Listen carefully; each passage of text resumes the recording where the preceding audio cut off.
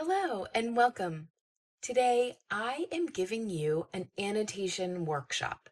This workshop is designed to help annotating feel approachable rather than academic. But I also want to give you some ideas for structure so you don't feel like you're just annotating for the sake of annotating.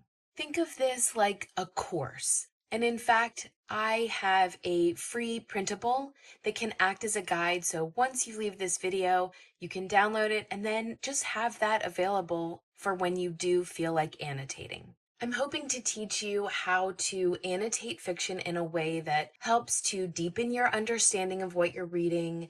It helps you to keep track of your emotional experience, all with the main vision of making your reading experience feel richer as the target. This should feel enjoyable and not like homework and not something that ruins your experience. So let's start off with the beginning, what annotation actually is. Annotation is not about highlighting everything.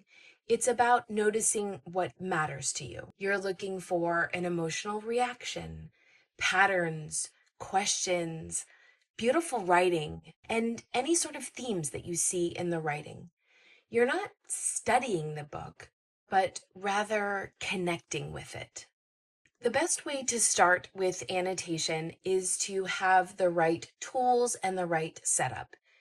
And the main goal here is to keep it simple. You just want basic tools of having a pen and or a pencil, highlighters, and there's a lot of different kinds. You can have ones that feel like marker, you can have ones that feel like crayons. And while I love book darts and you could use those, you also want to make sure that you have tabs and or sticky notes. And the idea here is to have an aesthetic vibe. I like to match whatever colors I choose with the cover of the book so that it all kind of aesthetically feels connected. I like to match my tabs to those colors as well as my bookmarks and also the zippered pouch that I like to have as well to just hold all of my supplies. I also like to match to my cover. So you'll note that it is important to know what book you're annotating before you begin this process. For this workshop experience, I chose to annotate Death of an Author by E.C.R. Lorac. This is a mystery, which annotating a mystery is a little bit different, but I think it makes it fun because you're working through the clues with the author of the book. And I like to think that it helps you to figure out who done it a little bit easier. Now, I'm going to share with you a secret tip, and that is if you're not familiar with annotating, I would suggest getting all of your supplies and then diving right in where you are organizationally saying, okay, I'm going to, with my pen, put an asterisk next to something that interests me or underlining pretty writing, and then use your highlighter to maybe highlight characteristics of people as they're being described, or use a marker to mark out locations and proper nouns, and just kind of use your tools in a different way to just see what jumps out at you and what you're really feeling like you want to annotate. Don't go too far into the book. I suggest really only the first chapter, maybe the second if they're short chapters. And then before going any further, go back through what you annotated and try to organize it. So think through, oh wow, I realized I underlined a lot of beautiful writing. I am struggling with names and locations, and so I highlighted that.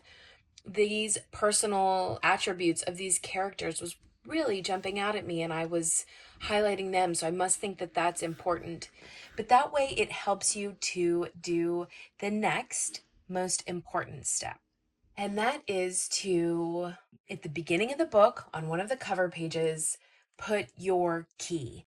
So I chose to highlight proper nouns, to use another highlighter to delineate personality attributes. I wanted to circle wording and asterisk on themes, underlining clues, just having a little squiggly around phrases that I thought were catchy. And then to use the tabs for major case updates.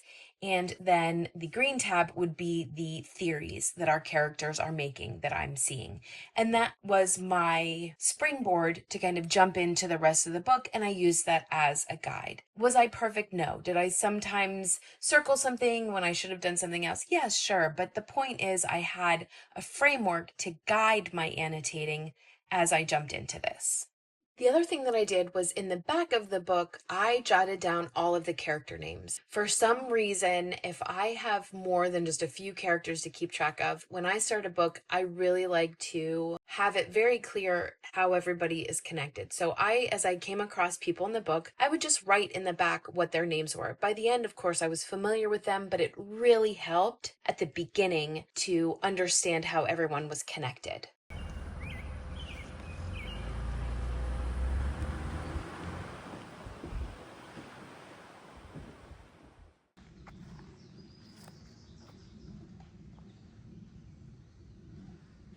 Once I had been annotating the book for a little bit and I was into it, I had my little zippered pouch with all of my supplies, I felt comfortable enough packing up and heading out to experience this outside, which is one of my favorite ways to pair my reading experiences.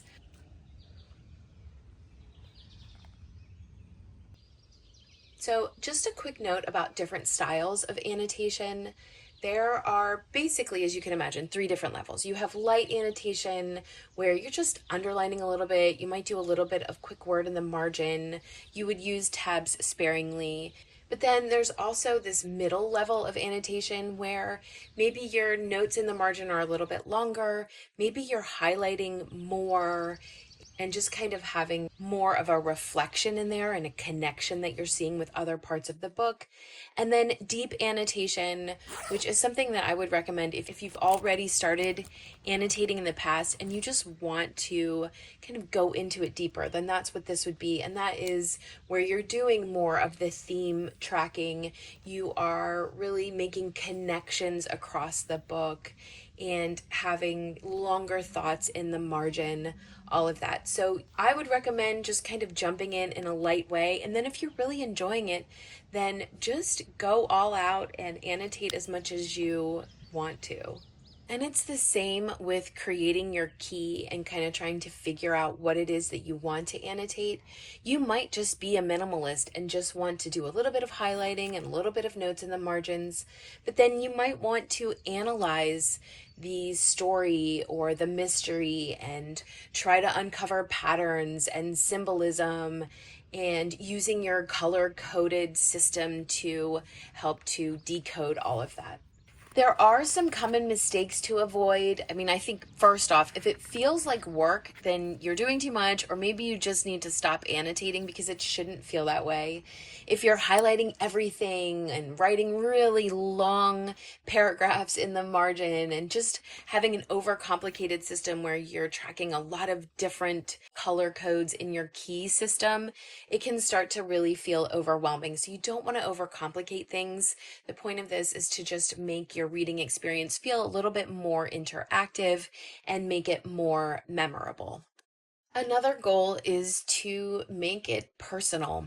And so for me, that meant that after I got home from sitting out in a wildflower field, I had collected some flowers and a fern and had just dried them out in a bigger, thicker book over the few days that I continued to read this. And I decided that I wanted to Mod Podge these dried flowers in my book. And that way I would just remember sitting out in the field, reading and annotating and trying to figure out who done it along with all of the with the inspector in ECR Lorac's Death of an Author. So I just got some Mod Podge and a Q-tip and just kind of gently painted it on the botanical elements that I had collected and dried. And this was just a very cathartic process, because once I had gotten everything glued on, then I would have to leave the book open for a little bit to let it dry. And so this wasn't just a quick process where I, quickly went through and did something. This took some time and some effort, and I also had already dried some flowers inside of the book, so had to go back and find those and just add a little bit of Mod Podge to make sure that they are attached. So it just, again, made this reading experience feel that much more personal in addition to the annotation. So as a quick interlude, I did want to share a little bit about Death of an Author by E.C.R. Lorac. I enjoy her books. This is a pen name for an author who's written a lot of books under a variety of different names. In this, we had this very convoluted plot where we had mistaken identities, we had mysteries from the past. We weren't sure if they were connected, but it seemed like they were. You have an inspector who really seems to be all-knowing and makes connections, but isn't necessarily sharing it with us, the reader, or his subordinates. And so it just was a lot of fun. I will say I was able to figure out what was happening before the reveal. And it wasn't, I don't think, the easiest thing. So let me know if you've read Death of an Author. Let me know if you were able to figure out the twist.